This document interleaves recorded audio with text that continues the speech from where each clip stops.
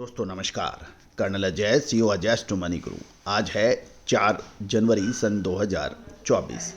दोस्तों राइस यानी और ग्रेन्स के ऊपर हम लगातार आपको अपडेट और विश्लेषण देते हैं। आज के इस एपिसोड में हम इंडोनेशिया के चावल प्रोडक्शन के बारे में विस्तृत चर्चा करेंगे। दोस्तों अल नीनो के कारण इंडोनेशिया का चावल उत्पादन बेहताशा इफेक्टेड हो गया है और अब इंडोनेशिया चावल का स्टॉक करने में आमादा हो गया है। इंडोनेशिया की एग्रीकल्चर डिपार्टमेंट के अनुसार अल नीनो से के कारण सूखे के कारण चावल की फसल प्रभावित हो गई है और जनवरी फरवरी 2023 में इंडोनेशिया का चावल उत्पादन 46.3% गिरकर 2.25 मिलियन मैट्रिक टन रह गया है। यह कमी वार्षिक चावल उत्पादन के अनुमानित 2% की कमी का हिस्सा है। जनवरी की फसल की पैदावार 9,30,000 टन थी, जबकि फरवरी में 1.32 मिलियन टन थी, जबकि मासिक मांग 2.54 मिलियन टन मानी जाती है। इसके बावजूद साल 2023 के अंत में इंडोनेशिया का चावल स्टॉक 7.46 मिलियन टन था, जिसे मार्च तक पर्याप्त सुनिश्चितता हो रही है। लेकिन इंडोनेशिया की मुख्य फसल का मौसम अप्रैल या मई तक डिले होने की संभावना है। इंडोनेशिया का लक्ष्य 2024 में 32 मिलियन टन चावल उत्पादन करने का है, जो साल 2023 से 3.56% अधिक है।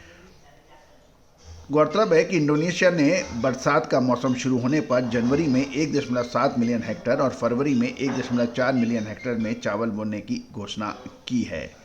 तो दोस्तों ये एक महत्वपूर्ण खबर है, जिसके कारण अंतर्राष्ट्रीय बाज़ारों में भी चावल के दाम आसमान छू रहे हैं। वियतनाम हो चाहे थाईलैंड हो चाहे भारत हो, सभी जगह चावल के दाम अत्यधिक ऊपर हैं।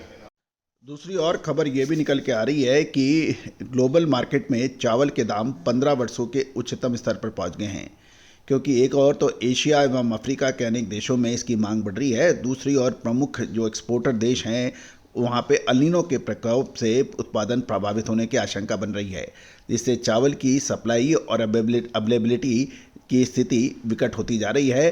गौरतलब है चावल करोड़ों लोगों का मुख्य खाद्य माना जाता है।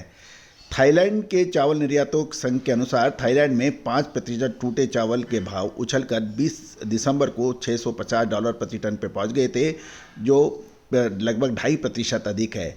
अक्टूबर 2008 के बाद ये सबसे अधिक भाव माना जा रहा है। भारत सरकार द्वारा भी जुलाई में कच्चे या सफ़ेद चावल के निर्यात पर प्रतिबंध लगाए जाने तथा अगस्त में सेला चावल के निर्यात पर 20% सीमा शुल्क लगाने की घोषणा के बाद ग्लोबल मार्केट में चावल के दाम और तेज हो गए थे। इसके अलावा थाईलैंड में अल नीनो के असर से चावल का उत्पादन घटने की आशंका बढ़ रही है। सितंबर-अक्टूबर के दौरान चावल का ग्लोबल मार्केट में भाव सीमित उतार चढ़ाव के साथ एक निश्चित सीमा तक स्थिर बना रहा था, लेकिन नवंबर में तेजी से ऊपर चढ़ गया और दिसंबर में 15 वर्षों के उच्चतम स्तर पर देखा गया है। थाईलैंड के भांति वियतनाम में भी चावल के दाम में जोरदार बढ़ोतरी देखी जा रही है, जिसमें फिलीपींस, इंडोनेशिया और चीन के साथ अफ्रीका के अनेक देशों में खाद्य महंगाई बढ़ने की संभावना बन गई है। भारत में निर्यात नियंत्रण और अच्छे उत्पादन एवं पर्याप्त सरकारी स्टॉक के बावजूद चावल का दाम 12% सालाना दर से बढ़ रहा है। अब खाद्य मंत्रालय ने राइस मिलर्स को चावल के खुदरा मूल्य में कटौती करने के निर्देश दिए हैं, जिससे इसकी कीमतें कुछ नीचे आने की संभावना बताई जा रही है। खासकर ये भी गौरतलब है कि इंडोनेशिया ने अगले वर्ष के अंत तक थाईलैंड से 20 लाख टन चावल मंगाने का प्लान किया है, जबकि थाईलैंड में साल 2023-24 सीजन के दौरान धान का उत्पादन 6% घटने का भी अनुमान लगाया गया है। इससे वहां चावल का भाव और भी तेज हो सकता है।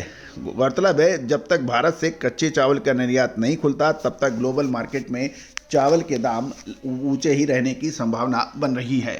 तो दोस्तों आपको याद होगा अनाज के अंदर विशेषकर गेहूं में हमने आपको सही समय पर तेजी का जो अनुमान दिया था वो अक्षर सत्य साबित हुआ था, और उसके बाद हमने आपको यही कहा था कि नवंबर दिसंबर के आसपास गेहूं के दाम पुनः नीचे गिर सकते हैं, जबकि खबर ये भी निकल के आ रही है इस साल गेहूं का रिकॉर्ड तोड़ उत्पादन होने का अनुमान लगाया जा रहा है।